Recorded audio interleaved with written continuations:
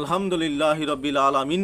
আসসালাতু আসসালামু আলাইকা আলা সাইয়্যিদিল মুরসালিন ওয়া আলিহি ওয়া সাহবিহি আজমাইন।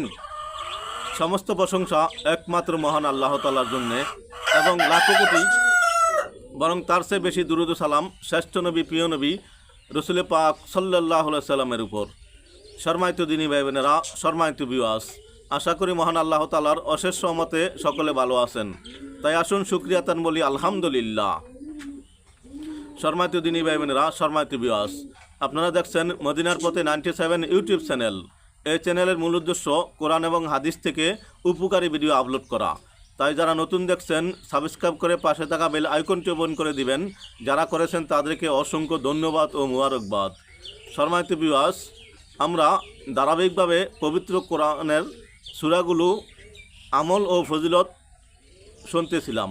আজকে আমরা 61তম সূরা নিয়ে সংক্ষিপ্ত আলোচনা করার চেষ্টা করব ইনশাআল্লাহ।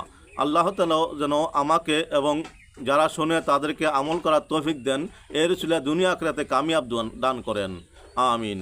সম্মানিত ভিউয়ার্স, সূরা আস-সফ পবিত্র কোরআনের 61তম সূরা, যা মদিনায় অবতীর্ণ হয় এবং যার আয়াত সংখ্যা 14টি। সূরাটির 4 নম্বর আয়াতে সফফান শব্দটি এসেছে। শুরুতেই মুমিনদেরকে হুঁশিয়ার করে বলা হয়েছে, এমন কথা বলা যাবে না যা তোমরা করো না। এ বিষয়টি মহান আল্লাহর নিকট খুবই অসন্তোষজনক ও অপ্রিয়। মুজাহিদদের জন্য সারিবদ্ধভাবে যুদ্ধ করার বিষয়টি প্রশংসা করা হয়েছে। হযরত মুসা আলাইহিস সালাম সম্পর্কে আলোকপাত করা হয়েছে। ঈসা আলাইহিস সালাম এর জবানে মহানবী সাল্লাল্লাহু আলাইহি সাল্লাম এর আগমনের সুসংবাদ প্রদান করা হয়েছে সূরাটিতে। সম্মানিত ভিউয়ার্স, সূরাটির রুকু সংখ্যা 2, সিজদার আয়াত নাই।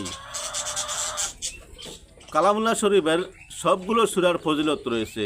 এর ভিতরে আমরা বিভিন্নভাবে কিছু কিছু হাদিস থেকে জানি, যে যতটুকু জানি তারপরে আমল করি। তাই আসুন আমরা নিয়মিত কোরআন তেলাওয়াত করি, দুনিয়া আখিরাতে কামিয়াব হই। কোরআন তেলাওয়াত করি, দুনিয়া আখিরাতে কামিয়াব হয়ে থাকে। কোরআন তেলাওয়াতকারী কখনো বিপদে পড়ে না। তাই আসুন আমরা নিয়মিত কোরআন তেলাওয়াত করি, দুনিয়া আখিরাতে কামিয়াব হই। হাদিসে পাকে আছে, কিয়ামতের দিন কোরআন আগমন করবে। সে বলবে, ইয়া রব, আপনি তার তিলাওয়াতকারীর পোশাকের ব্যবস্থা করুন। তখন তাকে সম্মানের মুকুট পরানো হবে। তারপর কোরআন বলবে, ইয়া রব, তাকে আরও সম্মানিত করুন। তখন তাকে সম্মানের পোশাক পরানো হবে। এরপর কোরআন বলবে, ইয়া রব, আপনি তার প্রতি সন্তুষ্ট হয়ে যান। তখন আল্লাহ তাআলা তার প্রতি সন্তুষ্ট হয়ে যাবেন। তখনই সেই কোরআনের বাহককে বলা হবে, তুমি কোরআন পড়তে থাকো আর জান্নাতের সমুন্নত প্রাসাদে চড়তে থাকো। প্রতিটি আয়াতের বিনিময়ে তাকে কল্যাণ দান করা হবে। জামে তিরমিজি, হাদিস সং 2915। সম্মানিত ভিউয়ার্স, তাই আসুন আমরা নিয়মিত কোরআন তেলাওয়াত করি, দুনিয়া আখিরাতে কামিয়াব হই। উপকার মনে হলে একটি সাবস্ক্রাইব, শেয়ার ও লাইক করার আহ্বান রইল। আসসালামু আলাইকুম ওয়া রাহমাতুল্লাহি ওয়া বারাকাতুহু।